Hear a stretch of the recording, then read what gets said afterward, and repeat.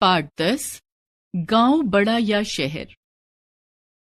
एक दिन राह चलते हुए गांव और शहर आपस में टकरा गए। दोनों को अपनी अपनी खूबियों पर गर्व था, इसलिए दोनों में भेंट होते ही बहस छिड़ गई। प्रारंभ में दोनों के बीच तकरार हुई, लेकिन अंत सुखद रहा। कहो भाई शहर, बहुत सीना तान कर चल रहे हो, क्या बात है? तो क्या अपनी शेखी बघारने से तुम मेरे बराबर हो जाओगे? तुम्हें क्या पता कि शहर में रहने वालों का जीवन कितना सुखमय, सुविधा संपन्न और आमोद प्रमोद से पूर्ण होता है। गांव को अब गांव वाले भी नहीं पूछते, सब मेरी ओर भाग रहे हैं। लगता है तुम पूर्वाग्रह से ग्रसित हो भाई। तुम तो जानते ही हो कि भारत गांव का देश है। अब ये भी जान लो कि गांव अब पहले के गांव नहीं रहे, इनका रूप बड़ी तेजी से बदल रहा है। गांव के निवासियों की जीवन शैली में भी परिवर्तन आ रहा है। अरे भाई, क्यों अपने मुंह मियां मिट्ठू बन रहे हो? शहर के लोग कभी कभी गांव जाते रहते हैं, उनसे मुझे तुम्हारे बारे में जानकारी मिलती रहती है। ऐसा क्या नई बात हो गई जो शान बघार रहे हो? मेरी कुछ बातें तो सब जानते हैं। खुली धूप, साफ हवा, आसपास के लहलहाते खेतों और बाग बगीचों की हरियाली अनायास ही सबके मन को आकृष्ट कर लेती है। मानते हो? मानता हूं, पर गांव के निवासियों की जीवन शैली के बारे में तुम कौन सी उल्लेखनीय बात बताना चाह रहे थे? तुम्हारे यहाँ शौचालय और स्नान घर की व्यवस्था तो है ही नहीं, प्रकाश की व्यवस्था का भी अभाव है। गांव के एक तालाब में लोग नहाते हैं, वस्त्र धोते हैं, पशुओं को भी उसी पानी में नहलाते हैं और इसी को पिलाते हैं। वो आसपास के स्थान को भी गंदा करते हैं। प्रदूषण केवल धुआं या धूल से नहीं होता, बल्कि गंदे स्थान, गंदी वस्तुओं और गंदे जल से भी होता है। तुम्हारे तालाब का तो ये हाल है कि उसमें नहाने से लोगों के शरीर में खुजली पैदा हो जाती है। कुछ सीमा तक तुम्हारी बात सही हो सकती है, किंतु इसके कुछ विशेष कारण हैं। पहले गांव में आबादी कम थी, तब तालाब का पानी इतना गंदा नहीं होता था। लेकिन अब गांव की जनसंख्या कई गुना बढ़ गई है, जिसका प्रभाव सफाई पर तो पड़ेगा ही। इसके अलावा परिवार बढ़ने से खेतों का कई बार बंटवारा हुआ, जिससे अब लोगों के पास छोटे छोटे खेत रह गए हैं। लेकिन तुम ये ना समझो कि मुझे तुम्हारी स्थिति का पता नहीं है। जनसंख्या वृद्धि के परिणाम तो तुम्हें भी भुगतने पड़ रहे हैं। मुझे तुम्हारे बारे में भी बहुत कुछ पता है। क्यों नहीं, तुम्हें मेरे बारे में सब पता होगा, लेकिन मेरे यहाँ लोगों की दशा गांव वालों की तरह नहीं है। ऐसा कहकर तुम मेरी आंखों में धूल नहीं झोंक सकते। अरे तुम्हारे तो कई मोहल्ले ऐसे हैं जहाँ कई कई मंजिला ऊंचे और आपस में सटे मकानों की वजह से लोगों को सूर्य के दर्शन भी नहीं हो पाते।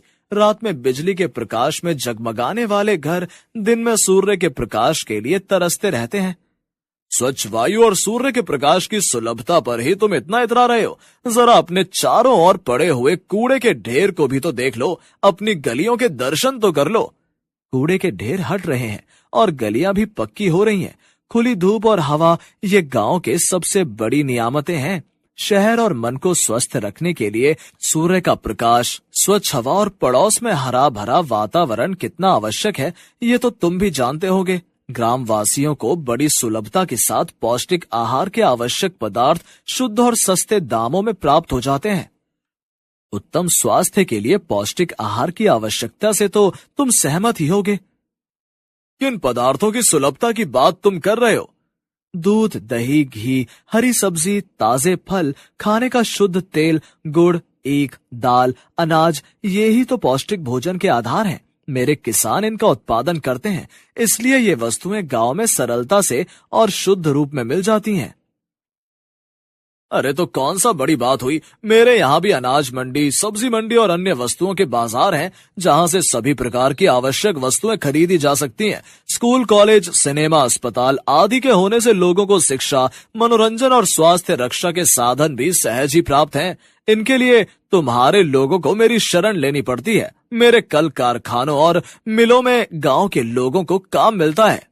देखो भाई, तुम्हारे बाजार के खाद्यान्नों में मिलावट होती है। मेरे यहाँ खेती और बागवानी होने से अनाज, फल, सब्जी आदि शुद्ध वस्तुएं आसानी से मिल जाती हैं। कृषि के साथ गांव के लोग पशुपालन भी करते हैं। पशुपालन से एक विशेष लाभ ये है कि लोगों को शुद्ध दूध, दही और घी सरलता से प्राप्त हो जाता है।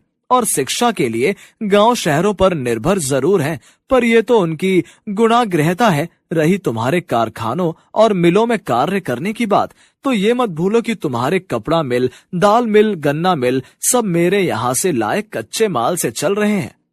ये तो तुम अपने बारे में वही पुरानी रटी रटाई बातें दोहरा रहे हो।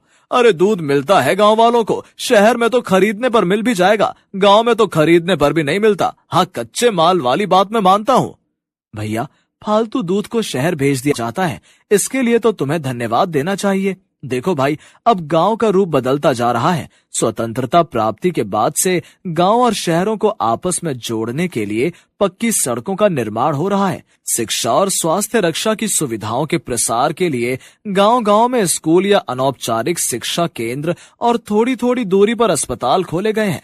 विद्युतीकरण का कार्य भी तेजी से चल रहा है। जगह जगह पानी की टंकियां बन रही हैं। खुले में शौच से मुक्ति के लिए शौचालय बनाए जा रहे हैं। तुमने पशुपालन के लाभों का तो खूब गुणगान किया, लेकिन बेचारे पशुओं के लिए क्या कहीं चारागाह बच पाए हैं? लोगों ने पास पड़ोस के वनों को काटकर और चारागाहों को जोतकर खेतों में बदल दिया है। ऐसा लगता है कि वन संपदा और पास पड़ोस के हरियाली के लाभों को गांव के लोग भूल गए हैं। भाई, ये बात तो मैंने स्वयं बताई थी कि जनसंख्या वृद्धि से अनेक कठिनाइयां उत्पन्न हो गई हैं। परिवारों का आकार बढ़ता गया, लेकिन खेती की भूमि तो सीमित ही है। अतः लोग परिणामों की चिंता किए बिना वनों को काटते रहे और चारागाहों को भी खेतों में बदलते गए। इसके दुष्परिणाम तो सामने आएंगे ही। सच्चाई ये है कि हम दोनों को ही जनसंख्या वृद्धि से उत्पन्न अनेक समस्याओं का सामना करना पड़ रहा है। मेरे ऊपर दोहरी बार पड़ी है। एक और तो मेरे क्षेत्र में जनसंख्या बढ़ती जा रही है और दूसरी ओर तुम्हारे यहाँ के बहुत से युवकों ने नौकरी या रोजगार पाने के उद्देश्य से मेरे क्षेत्र में आकर डेरा जमाया है। इस प्रकार निरंतर जनसंख्या बढ़ने से सबको शिक्षा, स्वास्थ्य रक्षा, रोजगार, आवास आदि की सुविधाएं सुलभ कराना कठिन होता जा रहा है। हाँ, एक बात अवश्य है कि जनसंख्या वृद्धि के परिणामों के बारे में लोग सचेत होने लगे हैं। हरियाली लाने के बारे में लोगों में चेतना आई है। गांव और शहर दोनों क्षेत्रों में सामाजिक, वानिकी और वृक्षारोपण का कार्यक्रम चलाकर हरियाली बढ़ाने के प्रयास किए जा रहे हैं। ये एक शुभ लक्षण है। ये बात तो ठीक है, लेकिन मुझे तुम्हारे बढ़ते आकार से खतरा है। बढ़ी हुई जनसंख्या को आवास की सुविधाएं सुलभ कराने के लिए नई नई आवासीय बस्तियों का विकास किया जा रहा है। इसके लिए पास पड़ोस के गांव की खेती की भूमि का अधिग्रहण किया जा रहा है। फलतः कृषि की भूमि में कमी होती नजर आ रही है। यदि कृषि की भूमि कम होती गई तो अन्न और सब्जी के उत्पादन पर बुरा असर पड़ेगा। परिवार चाहे शहर में रहे या गांव में, लोगों को समझदारी से काम करना होगा। यदि परिवार का आकार छोटा होगा तो सभी सदस्यों को भोजन, आवास, शिक्षा, स्वास्थ्य, मनोरंजन आदि की उचित सुविधाएं प्राप्त कराना सरल होगा। मेरे बढ़ते आकार के बारे में तुम्हारी बात अवश्य सही है। बढ़ती आबादी के अतिरिक्त कुछ और कारण भी मेरा आकार बढ़ाने में सहायक है। कारखानों की स्थापना, नए कार्यालय, स्कूल, कॉलेज, अस्पताल आदि खोलने के लिए भी अतिरिक्त भूमि की आवश्यकता होती है। परंतु मेरे क्षेत्र में बने सामान का लाभ गांव और शहर दोनों जगहों के लोग उठाते हैं। हाँ, सच तो है ये कि लोगों को जीवन की आवश्यक वस्तुओं को सुलभ कराने में हम दोनों का योगदान रहता है। मैं अनाज, फल, दूध, घी, लकड़ी आदि देता हूँ तो तुम हर दिन काम में आने वाली वस्तुओं की पूर्ति करते हो।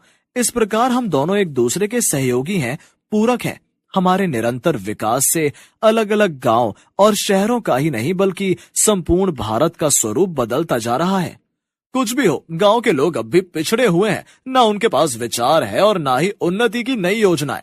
अरे भाई, देश को एक से बढ़कर एक कवि, लेखक, कलाकार, सामाजिक नेता, देशभक्त, समाज सेवक गांव ने ही दिए हैं। गांव के लोग नर्तक और लोक गायक भारत की संस्कृति की पताका विदेशों में फहरा रहे हैं और तुम हो कि गांव को पिछड़ा हुआ कहते हो।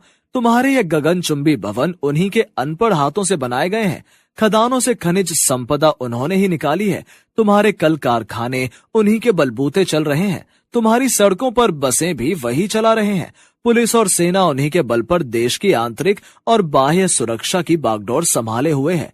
ना भाई ना, इतने कृतघ्न ना बनो। वैसे दशा गांव की भी सुधर रही है। इससे हम दोनों के बीच का अंतर घटता जा रहा है।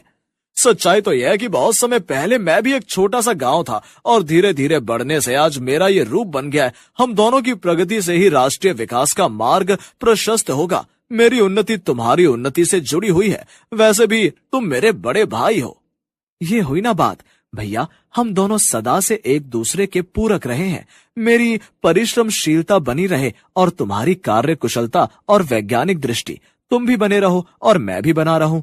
जियो और जीने दो, यही तो समाजवाद है। सर्वे भवन्तु सुखिनः। अच्छा भाई, मैं तो चला खेतों की सैर करने और तुम संभालो अपने कारखानों को। बस एक अंतिम प्रार्थना है कि पश्चिम की चटक मटक की नकल में भटक मत जाना और प्रगति की चकाचौंध में मुझे भूल मत जाना। याद रखना कि भारत की आत्मा गांव में ही निवास करती है।